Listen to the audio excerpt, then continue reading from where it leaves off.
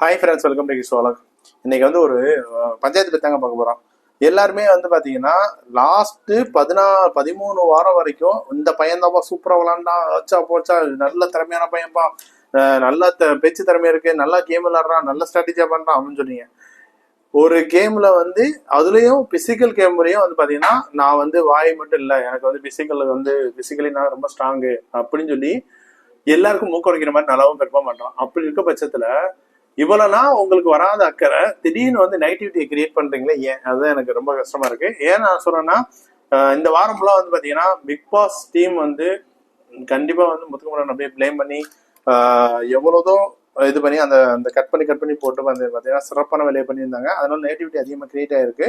இந்த இவ்வளவு வாரம் சப்போர்ட் பண்ண மக்களுக்கு வந்து பாத்தீங்கன்னா நல்ல ஒரு நெகட்டிவிட்டி கிரியேட் பண்ண மாதிரி எனக்கு ஃபீல் ஆகுது. உங்களுக்கு யாரும் ஃபீல் ஆகுதா அப்படின்னு சொல்லி கமெண்ட் பண்ணிவிடுங்க. ரியல் உங்களுக்கு இந்த 13 வாரமா உங்களுக்கு தெரியலையா? கண்டிப்பா இவர் வந்து இப்படிதான் நடக்கிறாரு, மேனிபுலேட் பண்றதுன்னு சொல்றீங்க. ஏன் மத்தவங்க நீங்க 13 வாரத்துல உங்களுக்கு தெரியவே இல்லையா? ஏன் இப்ப சொல்லல? இப்ப லாஸ்ட் ஒரு வாரத்துல மட்டும் ஏன் சொல்றீங்க அப்படின்னு எனக்கு டவுட் வருது. இது வந்து பாத்தீங்கன்னா ஃபுல் அண்ட் ஃபுல் ஹேட்டர்ஸ்க்கும் சரி, முத்துக்குமரன் ஹேட்டர்ஸ்க்கும் சரி, பிஆர் டீம் பண்ற வேலை அப்படின்னு நான் நினைக்கிறேன். ஆல்ரெடி வந்து பல பேர் வந்து இதை பத்தி போட்டிருக்காங்க. இதான் நான் சொல்லணும்னு நினைச்சேன். நான் என்ன சொல்றேன்னா, ஃபர்ஸ்டே உங்களுக்கு பிடிக்கல அப்படின்னா நீங்க ஃபர்ஸ்டே சொல்லியிருந்துருக்கணும். இப்போ வந்து பாத்தீங்கன்னா இதுவே எப்படி பண்ணாரு அப்படி பண்ணாரு, ஏன்னா அந்த டயத்துல உங்களால எதுவுமே சொல்ல முடியல. ஏன்னா அவர் அந்த டயத்துல அவர் கரெக்டான கேம் தான் விளாண்டுருக்காரு.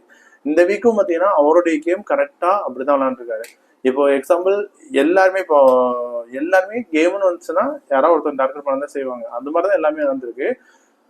இதுலடைய உங்களுடைய கமெண்ட் என்ன அப்படின்னு சொல்லி கமெண்ட் பண்ணிவிடுங்க. எனக்கு தெரிஞ்சு டிக்கெட் ஃபினால வந்து முத்துக்குமரன் வின்னானா ஹாப்பி தான். எனக்கு ஒன்று பொறுத்த வரைக்கும் டிக்கெட் வின் ஆகலைனாலும் ஹாப்பி தான். ஏன்னா உங்க டேரக்டா விளையாட்டனா சீட் பண்ணி விளையாட்டேன், இல்லைன்னா பாயிண்ட் வந்து விஜய் ஃபேவர் பண்ணிட்டாங்க அப்படின்னு சொல்லிருப்பீங்க. எப்படியா இருந்தாலும் மக்கள் ஓட்டு வந்து பாத்தீங்கன்னா முத்துக்குமரனுக்கு சிறப்பா இருக்கு. அவர் இது வரைக்கும் 90 நாளைக்கு வந்து போட்டோ ஒலிம்பிக் கண்டிப்பா வந்து உழைப்பின்றி ஊதியம் இல்லைன்னு சொல்லுவாங்களா, அது வந்து கண்டிப்பா வந்து ஒரு போட்டோ உழைப்புக்கு கண்டிப்பா பிரைஸ் கிடைக்கும்.